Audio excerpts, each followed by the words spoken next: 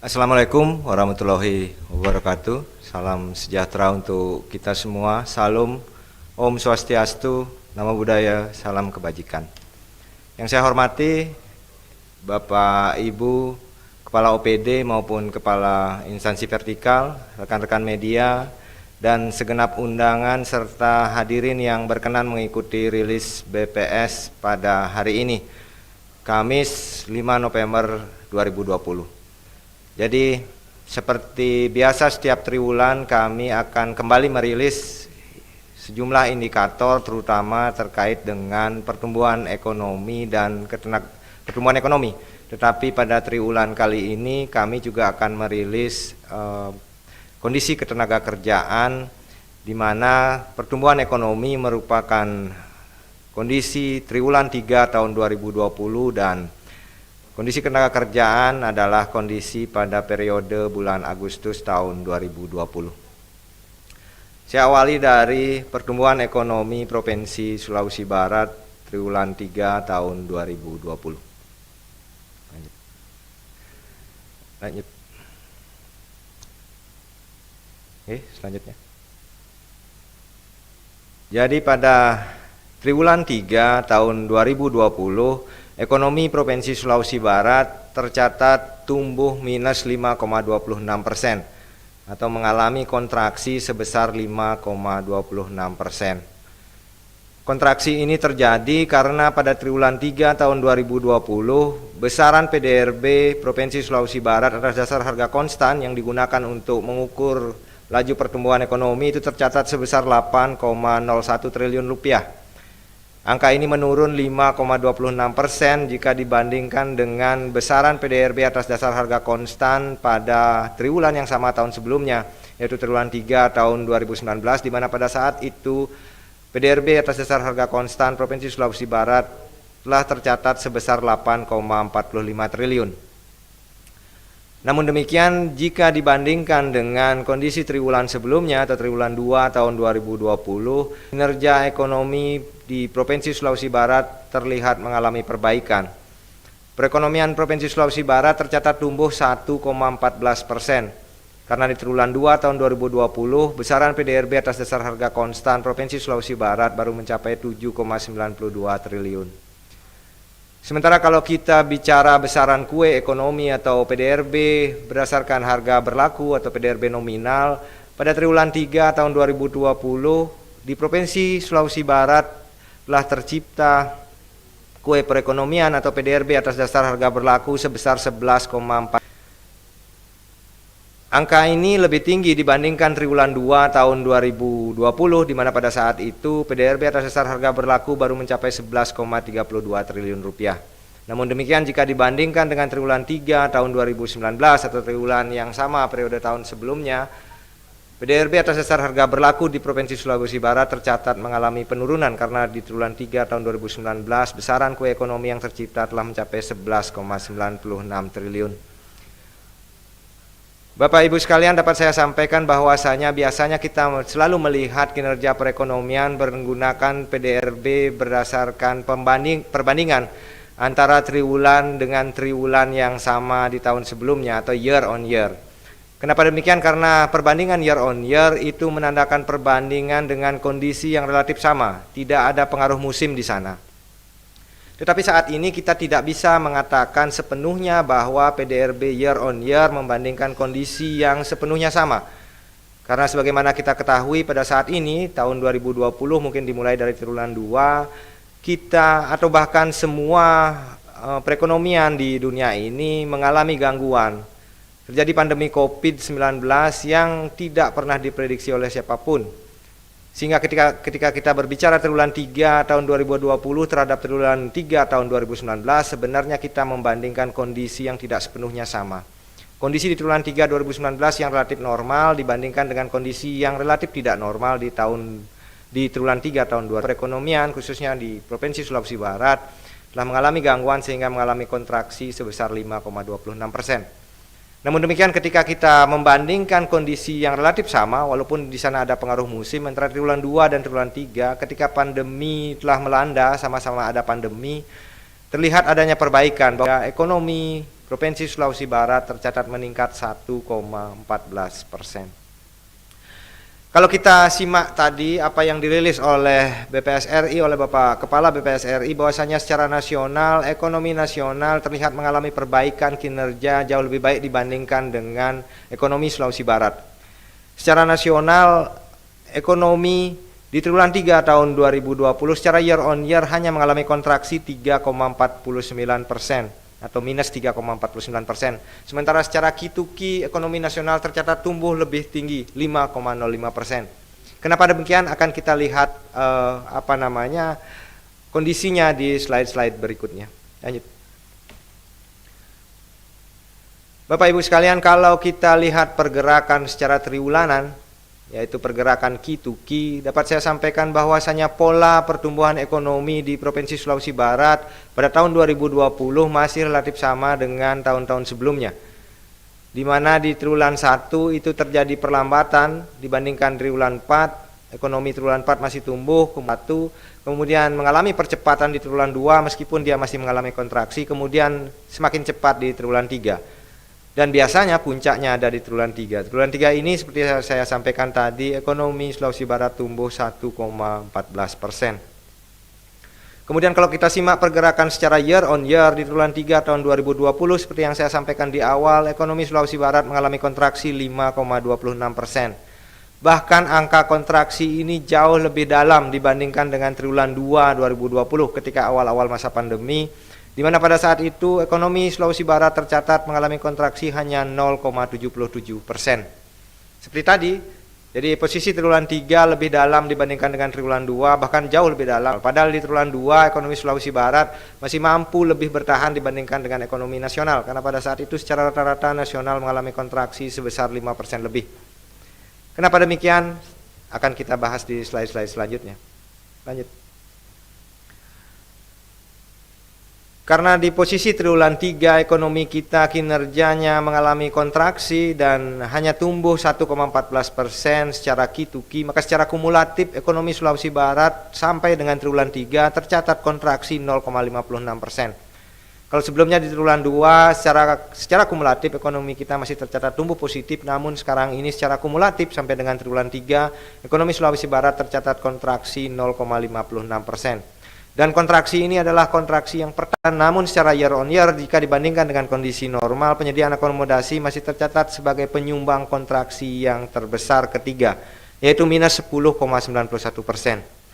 Begitu pula kalau kita lihat secara kumulatif, sektor konstruksi atau lapangan usaha konstruksi tercatat sebagai lapangan usaha dengan kontraksi terdalam, minus 10,78%. Diikuti transportasi dan pergundangan yang mengalami kontraksi sebesar 5,83%.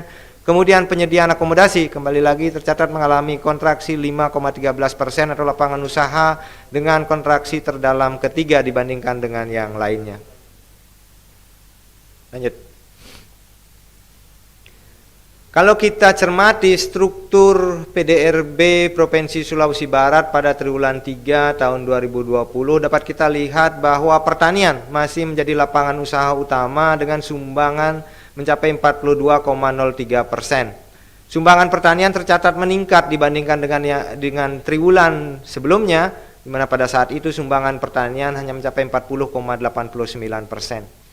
Yang saya sampaikan tadi, kenapa di triwulan 3 tahun 2020 kontraksi yang dialami oleh Provinsi Sulawesi Barat jauh lebih dalam dibandingkan dengan triwulan 2, demikian pula jauh lebih dalam dibandingkan dengan apa yang terjadi di tingkat nasional. Dapat kita cermati di sini ketika kita melihat laju pertumbuhan dari masing-masing lapangan usaha. Sebagaimana kita ketahui bahwasanya secara nasional motor penggerak ekonominya itu digerakkan oleh industri pengolahan dan pertanian. Pada saat ini, industri pengolahan dan pertanian secara nasional telah mencatatkan kinerja yang cenderung jauh lebih baik dibandingkan dengan triwulan sebelumnya.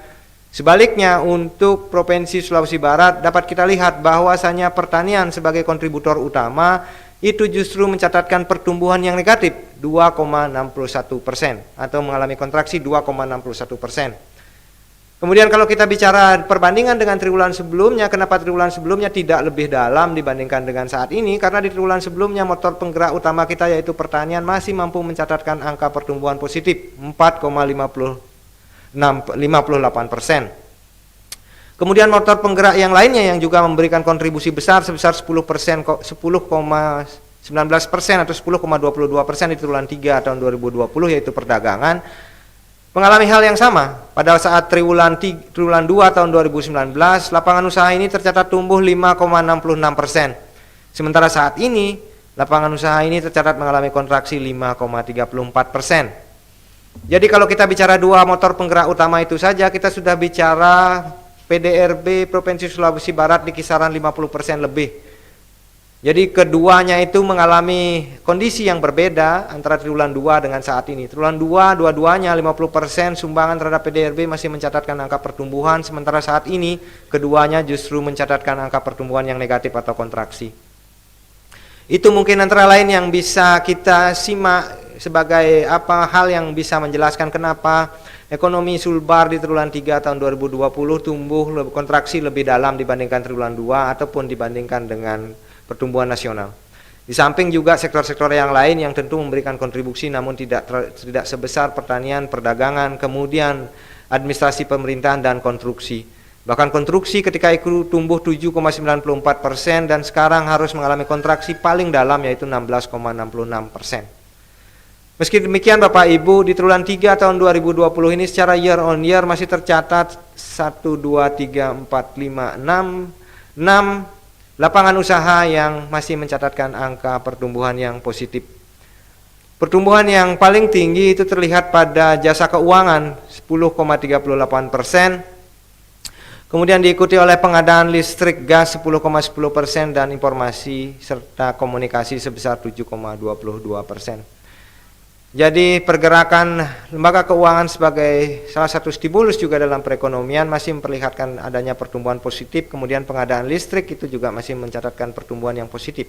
Kebutuhan pemakaian listrik akibat WFH, WFO dan lain sebagainya itu juga mendorong tumbuhnya sektor ini di triwulan 3 tahun 2020. Kemudian informasi dan komunikasi, sebagaimana kita ketahui kebutuhan untuk internet, untuk work from home, school from home, dan kegiatan-kegiatan yang membutuhkan koneksi jaringan yang mengalami peningkatan selama pandemi COVID juga mendorong tumbuhnya lapangan usaha ini.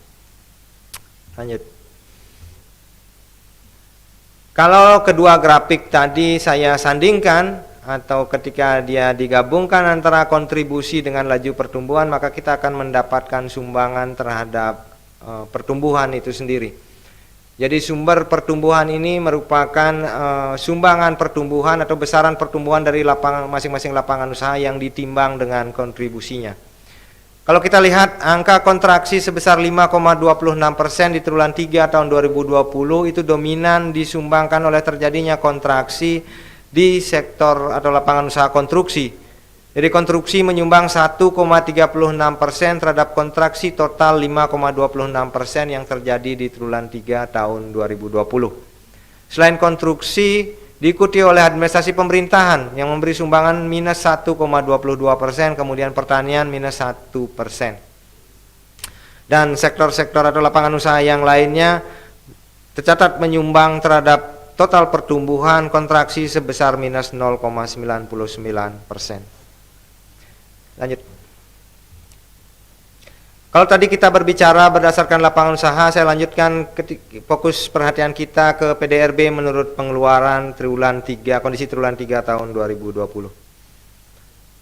Kalau kita lihat dari sisi pengeluaran, maka semua komponen di triwulan 3 tahun 2020 secara year on year atau dibandingkan dengan triwulan yang sama tahun sebelumnya mencatatkan pertumbuhan yang negatif.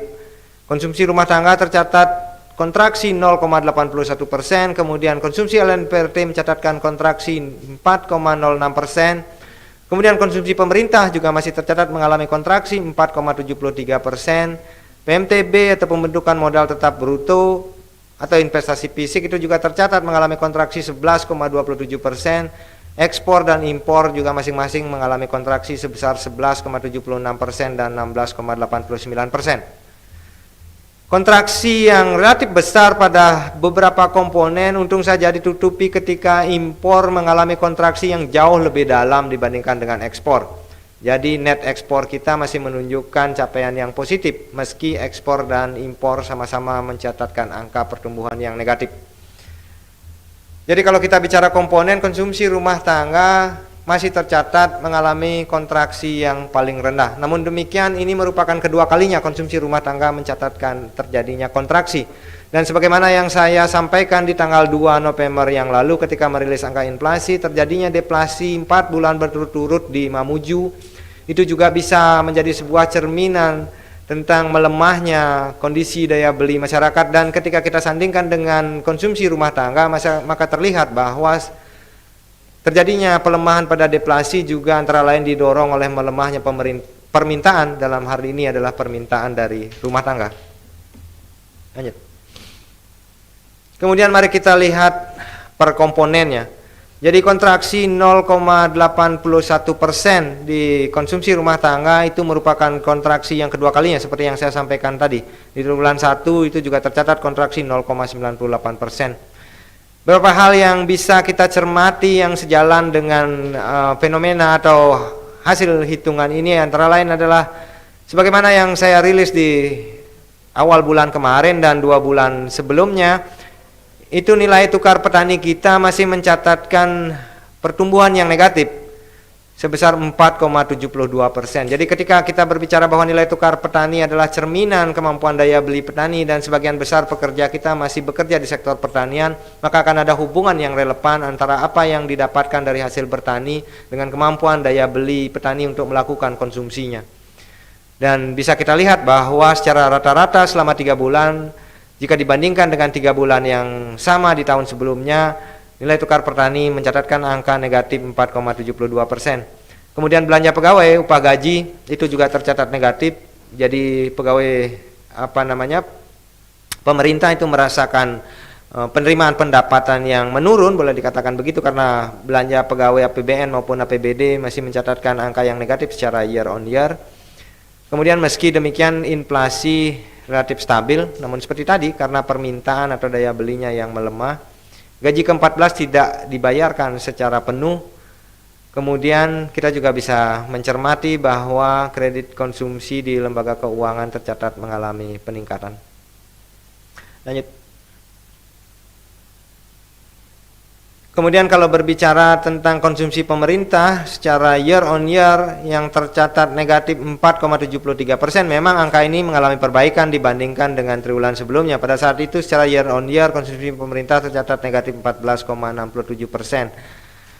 Hampir semua komponen yang digunakan dalam penghitungan konsumsi pemerintah mencatatkan angka yang negatif atau capaian yang negatif. Belanja pegawai, belanja barang, bahkan belanja bansos yang harusnya menjadi sumber untuk menanggulangi pandemi COVID juga tercatat negatif, baik itu bersumber dari data APBD maupun APBN. Bahkan turunnya bansos secara year on year tercatat paling dalam 53%. Jadi baik belanja pegawai, belanja barang maupun belanja bansos secara year on year masih mencatatkan angka yang negatif, dan ketiganya merupakan komponen dalam kita menghitung atau mencermati konsumsi pemerintah. Itu kenapa konsumsi pemerintah di triwulan 3 tercatat masih negatif 4,73%. Lanjut.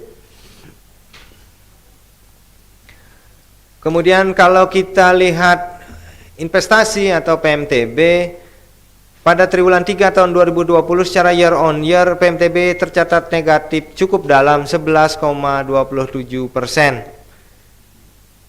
Turunnya PMTB sejalan dengan turunnya berbagai kegiatan penanaman modal, baik itu bangunan maupun non-bangunan, baik itu yang dilakukan oleh pemerintah, swasta maupun rumah tangga. Dengan mudah bisa kita cermati dari turunnya belanja modal baik APBN maupun APBD. Secara year on year belanja modal tercatat turun 29%. Kemudian yang berpengaruh juga pada sektor konstruksi, bisa kita lihat bahwa penjualan semen juga tercatat mengalami penurunan. Dan output konstruksi sebagaimana yang saya sampaikan di awal tadi dari sisi lapangan usaha juga tercatat mengalami penurunan, bahkan penurunannya tercatat paling dalam. Itu yang membuat PMTB terkontraksi 11,27%. Dan tampaknya merupakan komponen yang memberikan sumbangan terbesar terhadap terjadinya kontraksi di triwulan 3 tahun 2020. Lanjut. Kemudian kalau kita berbicara ekspor dan impor, seperti yang saya sampaikan tadi, kedua-duanya tercatat mengalami kontraksi, namun masih beruntung bahwa penurunan impor jauh lebih dalam dibandingkan dengan penurunan ekspor. Pada triwulan 3 tahun 2020, impor tercatat turun 16,89%, sementara ekspor terkontraksi 11,76%. Tidak adanya impor dari luar negeri membuat impor turun lebih dalam, sementara ekspor di sisi lain justru sebaliknya. Untuk ekspor luar negeri tercatat masih mengalami peningkatan. Namun tidak demikian halnya dengan ekspor antar wilayah, dan demikian pula dengan impor antar wilayah yang tercatat juga mengalami penurunan. Lanjut. Ini yang saya sampaikan tadi, kalau kita lihat dari sumbangan terhadap total pertumbuhan yang mengalami kontraksi 5,26%, maka PMTB tercatat sebagai komponen yang menyumbang terbesar terhadap total pertumbuhan 3,28%. Jadi sejalan dengan lapangan usaha, di mana di sana sektor konstruksi, lapangan usaha konstruksi tercatat sebagai penyumbang terbesar terjadinya kontraksi di triwulan 3 tahun 2020. Lanjut. Kalau kita lihat dari kontribusi masing-masing komponen, maka bisa kita katakan bahwa ekonomi Sulbar dari sisi pengeluaran sangat tergantung pada konsumsi rumah tangga, ekspor, dan PMTB. Jadi untuk konsumsi rumah tangga dan ekspor saja itu memberikan kontribusi hampir 90%. Sayangnya kontribusi impor juga tercatat jauh lebih besar dibandingkan dengan ekspor, 46% lebih. Jadi bisa kita simpulkan bahwasanya ketika konsumsi rumah tangga mengalami gangguan, kemudian ekspor mengalami gangguan, maka kemungkinan besar ekonomi Sulawesi Barat juga secara keseluruhan akan mengalami gangguan atau hambatan. Dan konsumsi pemerintah tentu tidak bisa diabaikan, kontribusinya cukup besar walaupun tidak sebesar ekspor maupun konsumsi rumah tangga 20,93%. Namun perlu diingat bahwa konsumsi pemerintah tidak hanya memberikan dampak langsung, tapi juga dampak tidak langsung bagi perekonomian. Jadi bisa menjadi stimulus, baik itu terhadap konsumsi rumah tangga, ekspor, PMTB, bahkan termasuk konsumsi LNPRT dan penyediaan stok. Jadi sayangnya pada triwulan ketiga tahun 2020 ini, konsumsi pemerintah yang diharapkan mampu menjadi pengungkit atau stimulus justru memperlihatkan kinerja yang negatif dibandingkan dengan triwulan yang sama tahun sebelumnya. Lanjut. Ini kalau kita lihat pertumbuhan masing-masing komponen baik secara key to key atau dibandingkan dengan triwulan sebelumnya maupun secara kumulatif. Secara key to key hampir semua komponen mencatatkan pertumbuhan yang positif, bahkan konsumsi pemerintah tercatat tumbuh 48,28%. Sayangnya hanya ekspor yang tercatat mengalami pertumbuhan negatif atau kontraksi 2,95%. Dan pertumbuhan negatif ekspor justru diikuti oleh pertumbuhan positif impor sebagai pengurangnya. 19,10% impor tercatat tumbuh di triwulan 3 tahun 2020 secara key to key. Kemudian secara kumulatif, hanya konsumsi rumah tangga satu-satunya komponen yang masih mampu mencatatkan pertumbuhan positif. Dan kenapa konsumsi rumah tangga bisa positif secara kumulatif? Karena di triwulan 1 konsumsi rumah tangga masih mampu tumbuh 4% lebih. Sementara untuk triwulan 2 dan 3 sebagaimana saya sampaikan tadi, konsumsi rumah tangga juga tercatat mengalami kontraksi.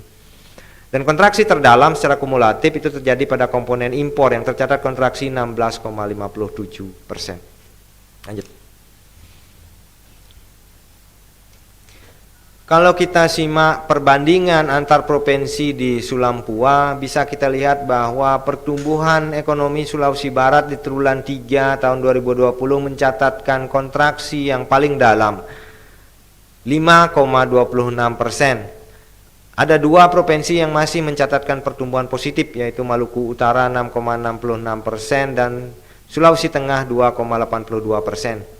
Kembali lagi seperti yang saya sampaikan tadi, penggerak utama ekonomi kita yaitu pertanian, perdagangan, dan industri mencatatkan angka yang negatif. Sementara mungkin pertanian sebagai penggerak ekonomi di beberapa provinsi tetangga masih menunjukkan kinerja yang positif. Itu antara lain merupakan penyebab perbedaan pergerakan ekonomi di Sulawesi Barat dengan beberapa provinsi tetangga.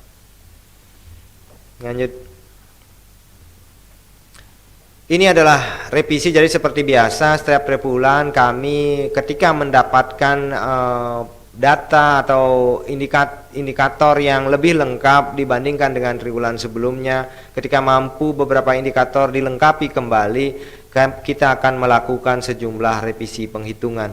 Jadi ini yang ditampilkan di layar adalah revisi yang dilakukan baik itu triwulan 1 tahun 2020 maupun triwulan 2 tahun 2020. Untuk selengkapnya bisa di-download di bahan tayang maupun bahan rilis yang sudah di-upload di website kami, website BPS Provinsi Sulawesi Barat. Mungkin itu yang bisa saya sampaikan terkait dengan pertumbuhan ekonomi di Provinsi Sulawesi Barat.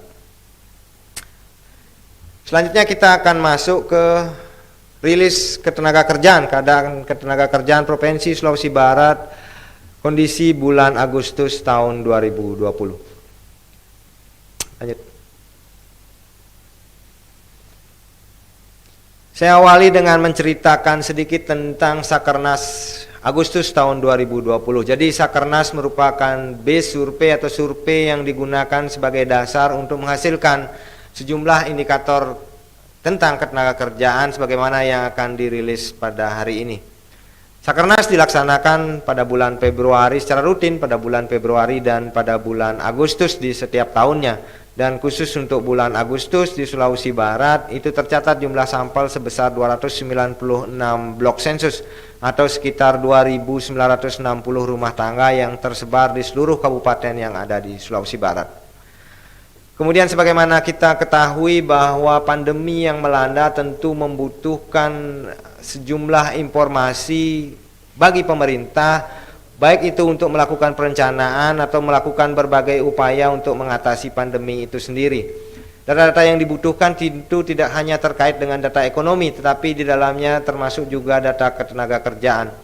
Itu kenapa BPS melakukan sejumlah penyesuaian pada kuesioner Sakernas Agustus 2020, yaitu dengan menambahkan sejumlah pertanyaan terkait dampak COVID-19 terhadap ketenagakerjaan. Mungkin ini akan sangat menarik untuk dilihat bagaimana COVID-19 memberi dampak. Kalau tadi kita bicara ekonomi, sekarang khusus kita bicara bagaimana dampak COVID terhadap kondisi ketenagakerjaan khususnya di Provinsi Sulawesi Barat. Kemudian tidak itu saja, di bulan Agustus tahun 2020 ini estimasi juga menggunakan hasil proyeksi SUPAS tahun 2015 dan telah dilakukan backcasting mulai tahun 2018. Jadi tahun 2020 kemudian backcasting juga dilakukan sampai dengan tahun 2018 sehingga didapatkan keterbandingan. Kalau sebelumnya yang digunakan itu adalah hasil proyeksi SP 2010. Lanjut. Bapak Ibu sekalian, perlu saya sampaikan bahwa ketika kita berbicara dampak COVID-19 terhadap ketenagakerjaan, maka tidak cukup kita melihat hanya dengan memperhatikan bagaimana kondisi penganggurannya. Secara mudah memang bisa dilihat bahwa pengangguran mungkin atau kemungkinan besar akan mengalami peningkatan ketika ada pandemi COVID karena produksi mengalami penurunan, permintaan mengalami penurunan, pasar tidak bekerja optimal dan seterusnya. Tetapi harus disadari bahwa dampak sebenarnya tidak hanya terlihat atau tidak hanya terjadi pada penurunan jumlah penganggur, penurunan jumlah orang yang terserap di lapangan pekerja atau kenaikan jumlah pengangguran. Tetapi banyak hal yang bisa kita cermati, bahwasanya terjadi disrupsi pada kondisi ketenagakerjaan akibat munculnya pandemi COVID yang kemudian memberikan dampak tidak hanya pada ukuran besaran tingkat pengangguran terbuka. Selain pengangguran, perlu diperhatikan seberapa besar pekerjaan yang hilang akibat pandemi. Jadi ada banyak pekerjaan yang hilang akibat pandemi. Itu bisa terlihat tidak hanya dari angka pengangguran, tetapi kemudian bukan angkatan kerja karena COVID-19. Jadi orang yang dulunya merupakan pekerja atau orang yang dulunya terlibat aktif di pasar kerja karena dia merupakan angkatan kerja, akhirnya dia terpaksa menjadi bukan angkatan kerja. Jadi dia menjadi bukan angkatan kerja karena dia tidak lagi aktif di pasar kerja karena adanya akibat dari COVID-19. Selain itu banyak juga penduduk yang sementara tidak bekerja, dia tidak di PHK tetapi dia dirumahkan, jadi dia tidak bekerja untuk sementara waktu karena akibat COVID-19. Kemudian yang juga sangat penting untuk diamati karena terkait dengan bagaimana nilai ekonomi yang bisa dihasilkan dari pekerjaannya adalah penduduk yang bekerja tetapi mengalami pengurangan jam kerja. Kalau dulu dia bisa bekerja penuh, sekarang jam kerjanya berkurang karena akibat adanya pandemi COVID-19. Tentu pengurangan jam kerja juga akan berpengaruh terhadap pengurangan pendapatan yang dia dapatkan dari hasil bekerja. Hal-hal seperti ini mungkin tidak dicermati, belum dicermati secara dalam, karena ketika bicara COVID orang cenderung fokus terhadap berapa besar pengangguran yang terjadi akibat COVID. Padahal selain pengangguran, pandemi juga memberikan dampak yang tidak sedikit terhadap hal-hal yang saya sebutkan di atas. Lanjut. Kemudian kita masuk kepada keadaan ketenagakerjaan di Provinsi Sulawesi Barat hasil Sakernas Agustus tahun 2020. Pada bulan Agustus tahun 2020, penduduk usia kerja di Provinsi Sulawesi Barat tercatat sebanyak 991,72 ribu orang. Angka ini mengalami peningkatan 17,72 ribu orang jika dibandingkan dengan kondisi bulan Agustus tahun 2019. Peningkatan pada penduduk usia kerja itu diikuti dengan peningkatan pada angkatan kerja dan peningkatan pada bukan angkatan kerja. Penduduk angkatan kerja itu mengalami peningkatan, jadi angkatan kerja itu adalah penduduk yang bekerja maupun penduduk yang mencari pekerjaan. Angkatan kerja itu tercatat meningkat 15,35 ribu orang. Pada bulan Agustus tahun 2020 jumlah angkatan kerja itu mencapai 696,12 ribu orang. Kemudian untuk penduduk yang tergolong bukan angkatan kerja, baik itu yang sekolah, mengurus rumah tangga dan lainnya, itu tercatat sebanyak 295,60 ribu orang. Dan dari 295,60 ribu orang, 3,15 ribu orang diantaranya merupakan bukan angkatan kerja yang diakibatkan oleh terjadinya COVID-19. Dari mana kita mendapatkan ini? Jadi bukan angkatan kerja akibat COVID-19 itu diperoleh dari hasil survei Sakernas yang merupakan penduduk usia kerja yang termasuk bukan angkatan kerja dan dia memiliki pengalaman berhenti bekerja karena adanya akibat COVID-19 pada periode Februari sampai dengan Agustus 2020. Jadi ketika dia bukan angkatan kerja, dia ditanyakan bukan angkatan kerja apakah dia mempunyai pengalaman berhenti bekerja akibat adanya pandemi COVID. Ada 3,15 ribu orang yang masuk ke bukan angkatan kerja yang diakibatkan oleh pandemi COVID-19. Kemudian kalau dari sisi angkatan kerja sendiri itu tercatat 672,99 ribu orang yang sudah terserap pada lapangan pekerjaan atau bekerja. Angka ini tercatat meningkat 12,50 ribu orang jika dibandingkan dengan kondisi Agustus tahun 2019. Kemudian yang belum terserap di lapangan pekerjaan atau yang menganggur atau pengangguran itu tercatat 23,13 ribu orang atau meningkat 2,85 ribu orang jika dibandingkan dengan Agustus tahun 2019. Meskipun kondisinya tampak baik-baik saja bahwasanya yang bekerja mengalami peningkatan, tapi kalau kita lihat lebih ke dalam bahwasanya yang mengalami peningkatan, penduduk bekerja yang mengalami peningkatan itu cenderung merupakan pekerja paruh waktu dan pekerja yang setengah menganggur. Pekerja paruh waktu itu tercatat meningkat 32,70 ribu orang, sementara yang setengah menganggur itu tercatat meningkat 15,19 ribu orang. Jadi kedua-duanya ini merupakan penduduk yang bekerja tetapi bekerjanya di bawah jam kerja normal. Kalau pekerja paruh waktu, dia ketika ditawarkan untuk mencari pekerjaan lagi, dia memang tidak berminat untuk mencari pekerjaan lagi. Sementara setengah penganggur, dia bekerja di bawah jam kerja normal tetapi masih berkeinginan untuk mencari pekerjaan. Dan pekerja penuh itu justru tercatat mengalami penurunan. Angkanya tercatat turun 35,38 ribu orang. Pada bulan Agustus tahun 2020, pekerja penuh tercatat sebanyak 318,41 ribu orang. Jadi di balik peningkatan jumlah penduduk yang bekerja, sebenarnya yang meningkat itu adalah pekerja paruh waktu dan pekerja setengah menganggur. Dapat kita bayangkan bagaimana nilai ekonomi yang dihasilkan oleh keduanya. Karena secara umum tentu saja pekerja penuh atau yang bekerja di jam kerja normal 35 jam seminggu itu tentu akan menghasilkan penghasilan yang lebih baik dibandingkan dengan pekerja paruh waktu ataupun setengah menganggur. Pada umumnya, walaupun ada beberapa pekerja paruh waktu yang walaupun hanya bekerja 1 atau 2 jam itu mendapatkan penghasilan yang jauh lebih besar dibandingkan pekerja penuh. Tetapi pada umumnya pekerja penuh akan mendapatkan hasil lebih baik dibandingkan dengan pekerja paruh waktu atau pekerja setengah pengangguran. Lanjut. Kemudian kita masuk ke tingkat partisipasi angkatan kerja. Ini juga cukup menarik kalau kita lihat bahwasanya di tengah pandemi COVID, tingkat partisipasi angkatan kerja justru mengalami peningkatan. Tidak hanya mengalami peningkatan dari tahun sebelumnya, tapi juga dari 2 tahun sebelumnya.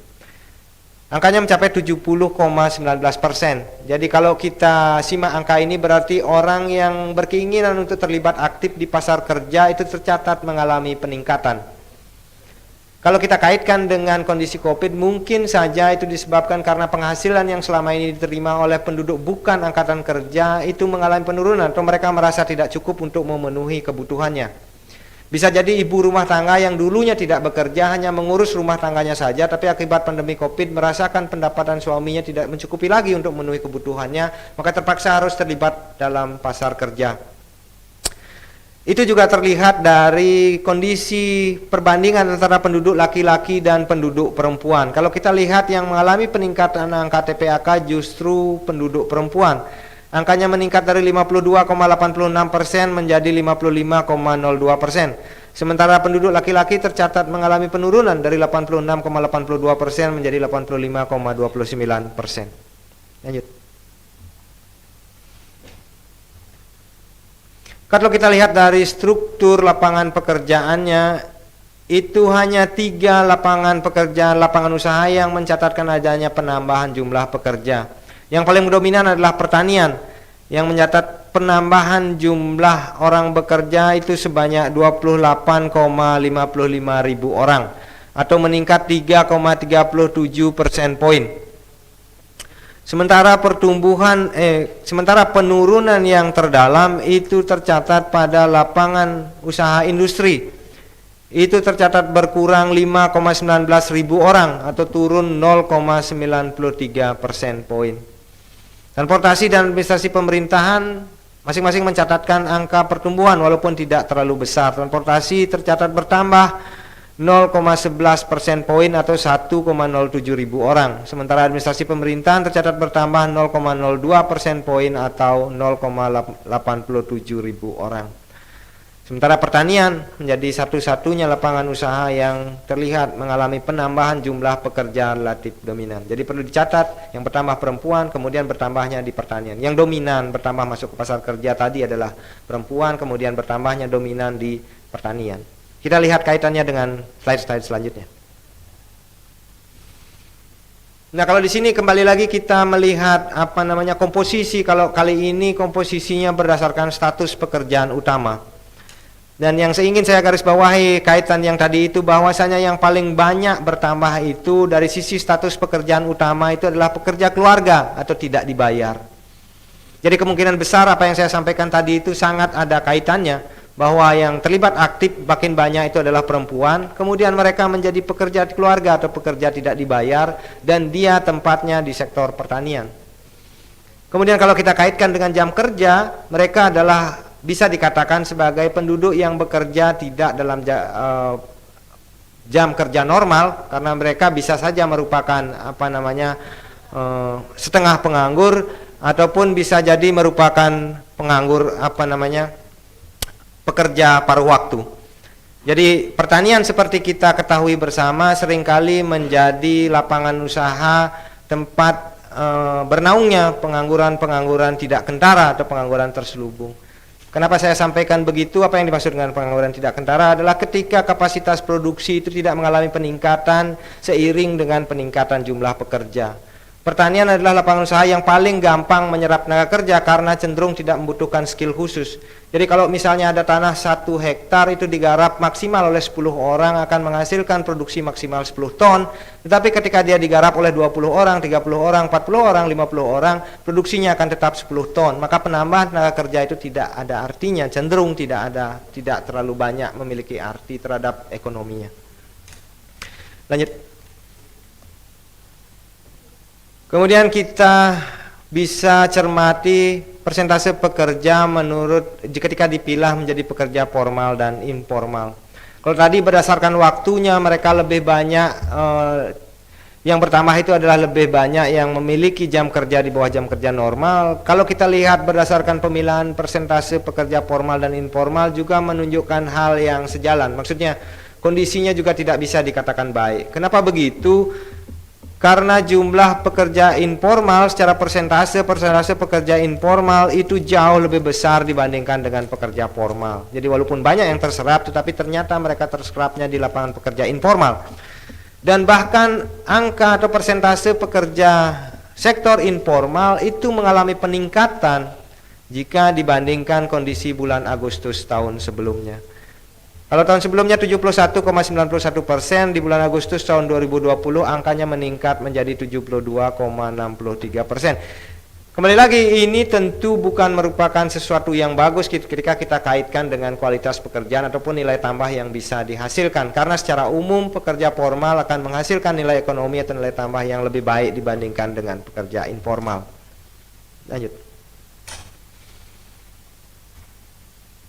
Kemudian ini melanjutkan apa yang tadi sudah tersampaikan di awal, karakteristik penduduk bekerja berdasarkan jam kerjanya. Jadi yang memiliki pekerja dengan jam kerja penuh atau 35 jam kerja per minggu itu tercatat hanya 318,41 ribu orang atau 47,31%. Jadi jauh lebih banyak yang memiliki jam kerja tidak penuh atau paruh waktu.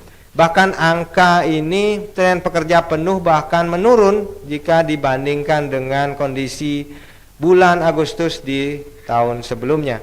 Kalau dulu angkanya tercatat 53,57% pekerja penuhnya, sekarang hanya 47,31%.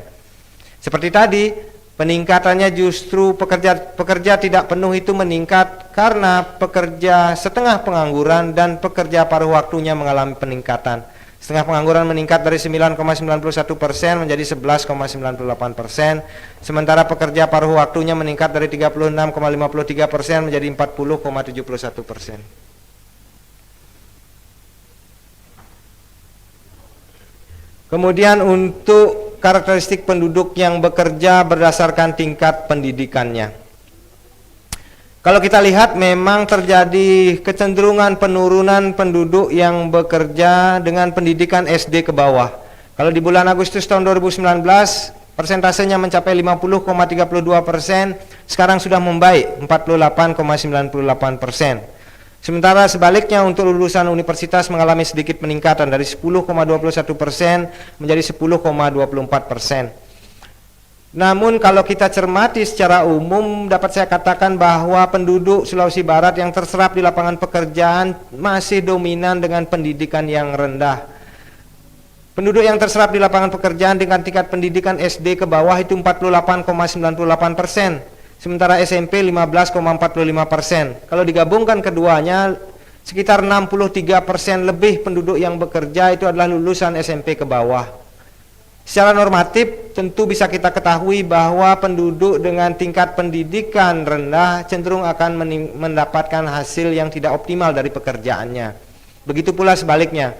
Atau dengan kata lain, semakin tinggi tingkat pendidikan biasanya diikuti oleh peningkatan penghasilan atau hasil yang didapatkan dari pekerjanya. Kalau kita lihat kondisi Sulbar, sebagian besar pekerjanya justru menunjukkan berada pada tingkat pendidikan yang rendah. Meskipun di bulan Agustus tahun 2020 telah terjadi sedikit perbaikan, yaitu menurunnya orang berpendidikan SD ke bawah, sementara sebaliknya terjadi peningkatan penduduk yang bekerja dengan tingkat pendidikan tamatan universitas. Lanjut.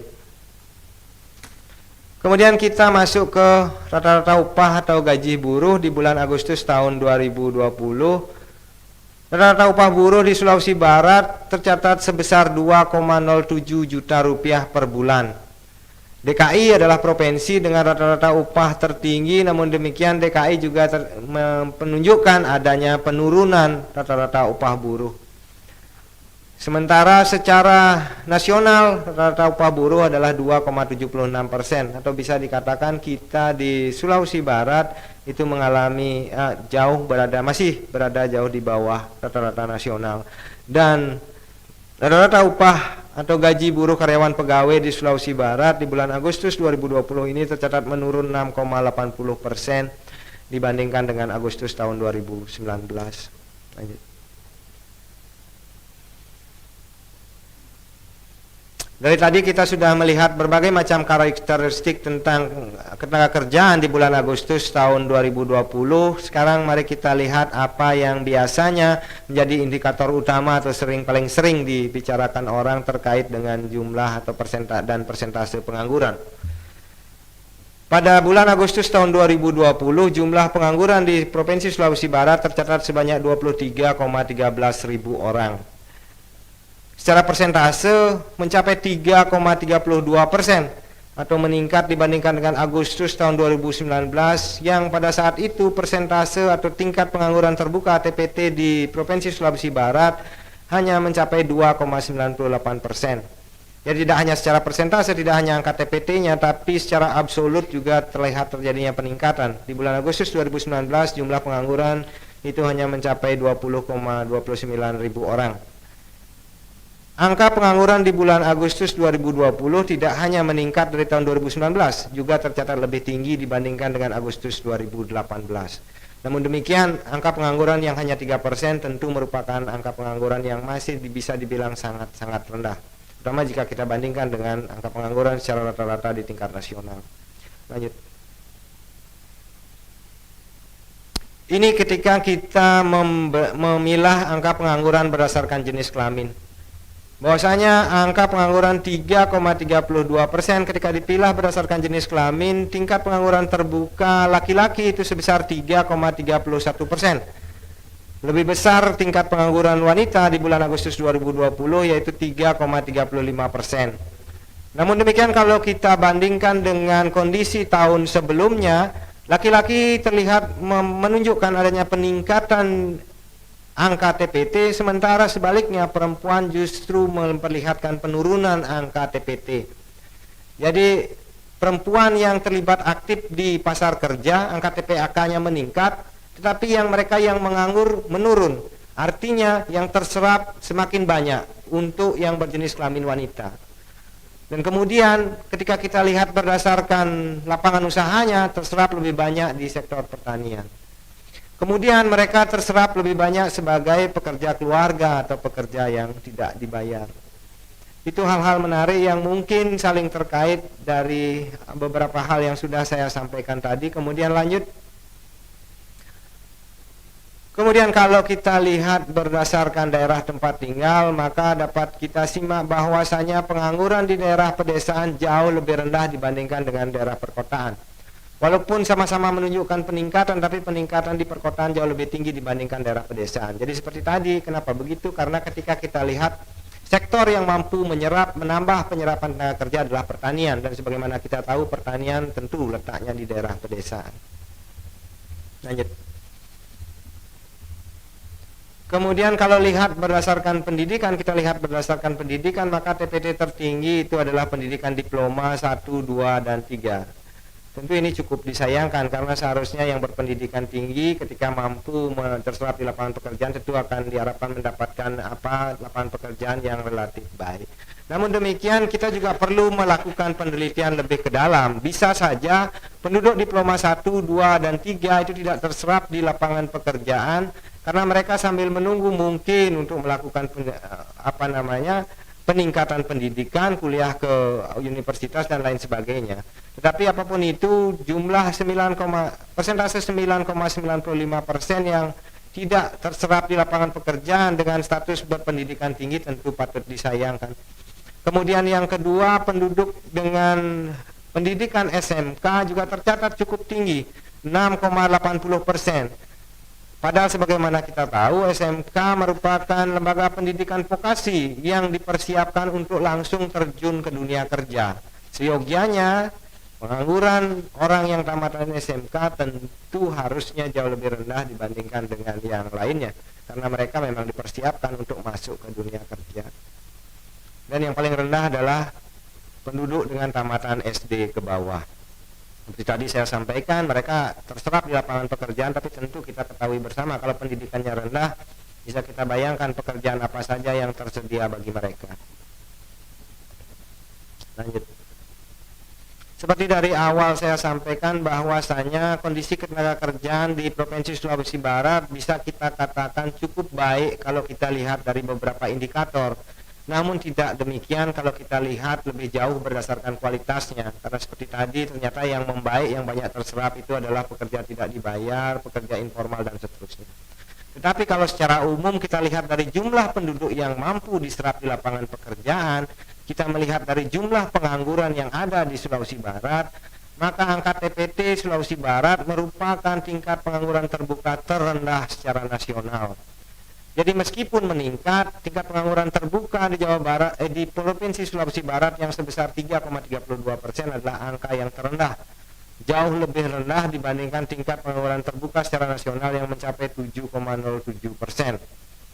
Bahkan jika dibandingkan dengan beberapa daerah dengan tingkat pengangguran yang tinggi yang sudah mencapai 10% lebih, tentu Sulawesi Barat menunjukkan capaian yang jauh lebih bagus. Ini mungkin bisa dikaitkan kembali dengan penggerak perekonomiannya. Bisa kita lihat bahwa daerah-daerah dengan tingkat pengangguran yang meningkat tajam merupakan daerah-daerah yang digerakkan ekonominya lebih besar oleh sektor industri ataupun sektor tersier. Sementara kita di sini lebih banyak digerakkan oleh pertanian, dan sebagaimana kita pahami, pertanian merupakan salah satu sektor atau lapangan usaha yang bisa dikatakan paling tahan atau paling tidak berpengaruh ketika kita berbicara pandemi COVID-19. Lanjut. Kemudian di slide selanjutnya, kalau tadi di awal saya berbicara bagaimana dampak COVID, kita akan melihat angka-angka dari hasil survei Sakernas yang menunjukkan bagaimana COVID berdampak terhadap kondisi ketenagakerjaan di Provinsi Sulawesi Barat. Jadi dari 191,72 ribu orang yang tercatat sebagai penduduk usia kerja, itu 4,52 ribu orang diantaranya merupakan pengangguran yang terdampak akibat adanya COVID-19. Kemudian 3,15 ribu orang itu merupakan bukan angkatan kerja yang terdampak karena adanya COVID-19. Dan 7,02 ribu orang yang sementara tidak bekerja atau dirumahkan tapi tidak dilakukan PHK, itu karena adanya COVID-19. Kemudian yang paling banyak adalah mereka tetap bekerja tetapi jam kerjanya mengalami pengurangan, itu sebanyak 105,83 ribu orang. Jadi kalau melihat angka-angka itu, bisa kita katakan bahwa dari total penduduk usia kerja sebanyak 991,72 ribu orang, penduduk usia kerja yang terdampak adanya COVID-19 itu sebanyak 120,52 ribu orang. Jumlah yang tidak sedikit, ada 12,15% penduduk usia kerja yang terdampak akibat adanya COVID-19. Kemudian kalau kita perhatikan distribusinya, penduduk mana saja yang terdampak, sebagian besar dari mereka merupakan penduduk usia kerja yang berusia dari 25 sampai 59 tahun. Ada 96,59 ribu orang atau 80,15%. Sementara yang paling rendah tentu saja penduduk 60 tahun ke atas, karena jumlahnya juga mungkin paling sedikit, itu hanya 5,16 ribu orang atau 4,28%. Dan untuk penduduk 15 sampai 24 tahun itu sebanyak 18,77 ribu orang atau 15,57%. Mungkin itu yang bisa saya sampaikan Bapak Ibu sekalian, dan ini adalah informasi yang bisa kami sampaikan ketika Bapak Ibu berkeinginan untuk memberikan masukan ke kami, melakukan pengaduan atau memberikan pertanyaan terkait hal-hal yang dihasilkan oleh BPS maupun kinerja BPS maupun organisasi BPS Provinsi Sulawesi Barat, bisa melihat atau mengakses tautan sebagaimana layar di samping.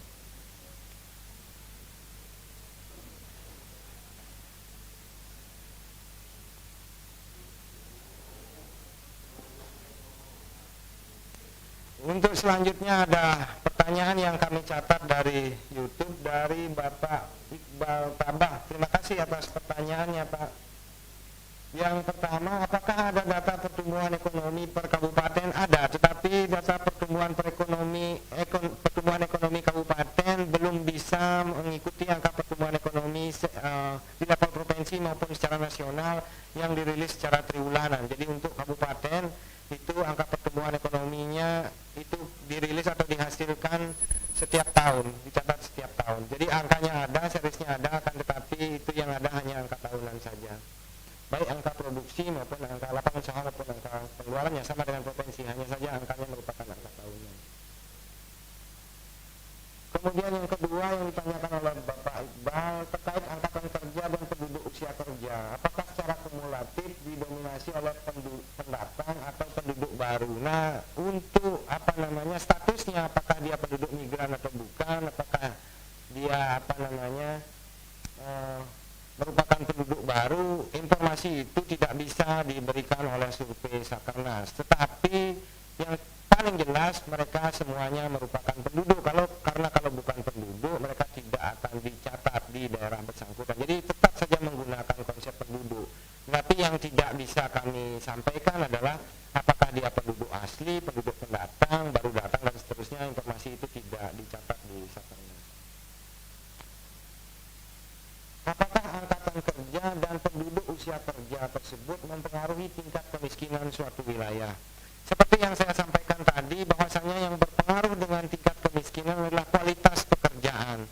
Jadi kita bisa saja menyampaikan bahwa hampir semua penduduk yang aktif di pasar kerja itu sudah mendapatkan pekerjaan. Hanya 3% yang tidak bekerja, hanya 3% yang belum mampu terserap di lapangan pekerjaan.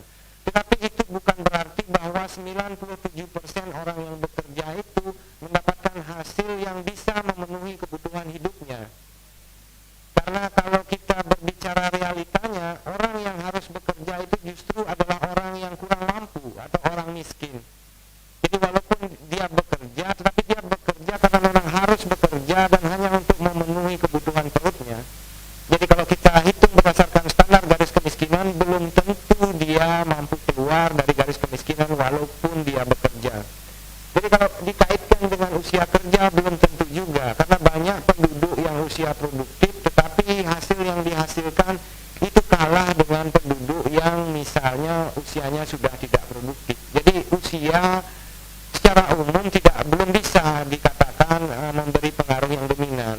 Jadi kalau kita melakukan pengujian mungkin saya bisa menyampaikan, tetapi untuk itu secara umum kita belum melihat hubungan yang signifikan antara usia dan tingkat kemiskinan.